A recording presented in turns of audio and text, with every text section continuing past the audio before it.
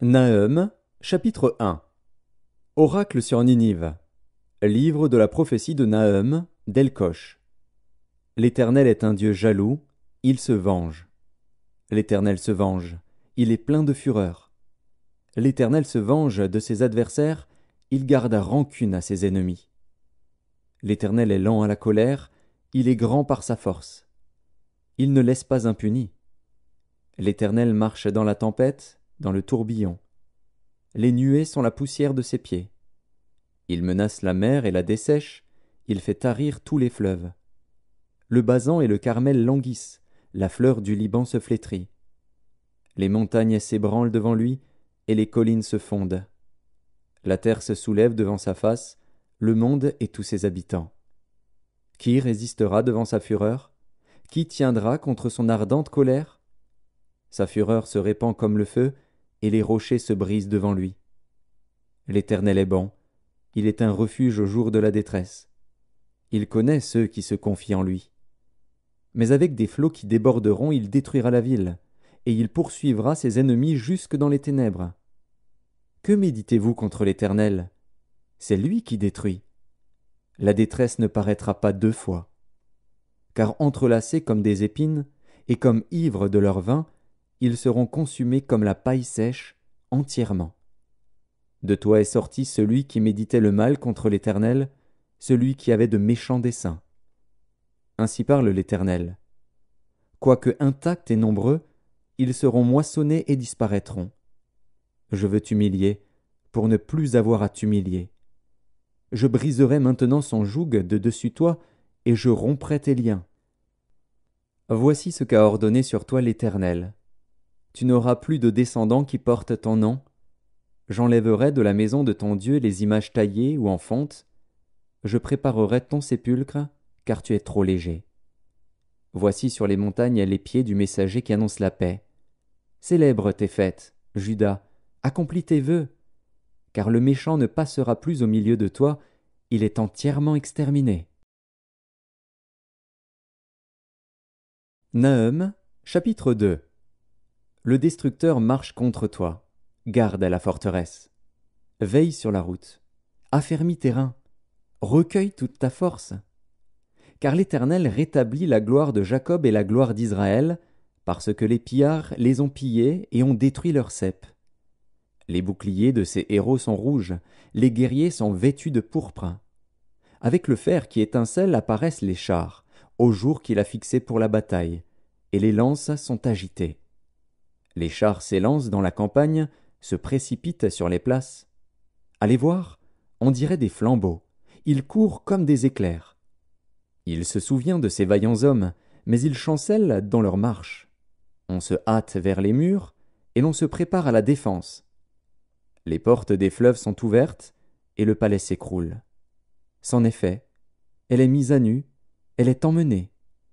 Ses servantes gémissent comme des colombes et se frappent la poitrine. Ninive était jadis comme un réservoir plein d'eau. Les voilà qui fuient. Arrêtez, arrêtez, mais nul ne se retourne. Pillez l'argent, pillez l'or. Il y a des trésors sans fin, des richesses en objets précieux de toute espèce.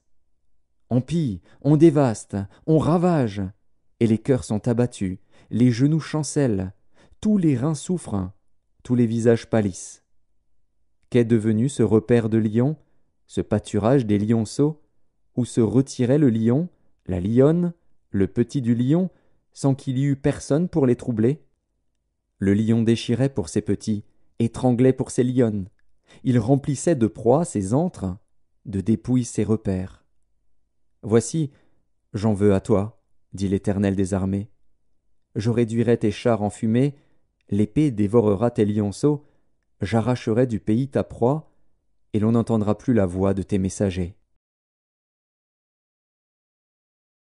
Nahum, chapitre 3.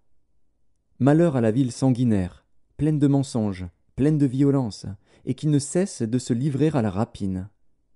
On entend le bruit du fouet, le bruit des roues, le galop des chevaux, le roulement des chars. Les cavaliers s'élancent, l'épée étincelle, la lance brille, une multitude de blessés, une foule de cadavres, des morts à l'infini. on tombe sur les morts. C'est à cause des nombreuses prostitutions de la prostituée, pleine d'attraits, habile enchanteresse, qui vendait les nations par ses prostitutions et les peuples par ses enchantements. Voici, j'en veux à toi, dit l'Éternel des armées, je relèverai tes pans jusque sur ton visage, je montrerai ta nudité aux nations et ta honte au royaume. Je jetterai sur toi des impuretés, je t'avilirai, et je te donnerai en spectacle. Tous ceux qui te verront fuiront loin de toi, et l'on dira, Ninive est détruite. Qui la plaindra? Où te chercherai-je des consolateurs? Es-tu meilleur que Noammon, qui était assise au milieu des fleuves, entourée par les eaux, ayant la mer pour rempart, la mer pour muraille? L'Éthiopie et les Égyptiens innombrables faisaient sa force, Put et les Libyens étaient ses auxiliaires. Et cependant elle est partie pour l'exil, elle s'en est allée captive. Ses enfants ont été écrasés au coin de toutes les rues. On a jeté le sort sur ses nobles, et tous ses grands ont été chargés de chaînes. Toi aussi, tu seras enivré, tu te cacheras. Toi aussi, tu chercheras un refuge contre l'ennemi. Toutes tes forteresses sont des figuiers avec les primeurs. Quand on les secoue, elles tombent dans la bouche de qui veut les manger. Voici, ton peuple, ce sont des femmes au milieu de toi. Les portes de ton pays s'ouvrent à tes ennemis. Le feu consume tes verrous. Puise de l'eau pour le siège, répare tes forteresses. Entre dans la boue, foule l'argile. Rétablis le four à briques. Là, le feu te dévorera, l'épée t'exterminera, te dévorera comme des sauterelles. Entasse-toi comme les sauterelles, entasse-toi comme les sauterelles. Tes marchands, plus nombreux que les étoiles du ciel, sont comme la sauterelle qui ouvre les ailes et s'envole. Tes princes sont comme les sauterelles, tes chefs comme une multitude de sauterelles, qui se posent sur les haies au temps de la froidure. Le soleil paraît, elles s'envolent, et l'on ne connaît plus le lieu où elles étaient. Tes bergers sommeillent, roi d'Assyrie, tes vaillants hommes reposent. Ton peuple est dispersé sur les montagnes, et nul ne le rassemble. Il n'y a point de remède à ta blessure, ta plaie est mortelle. Tous ceux qui entendront parler de toi battront des mains sur toi. Car quel est celui que ta méchanceté n'a pas atteint?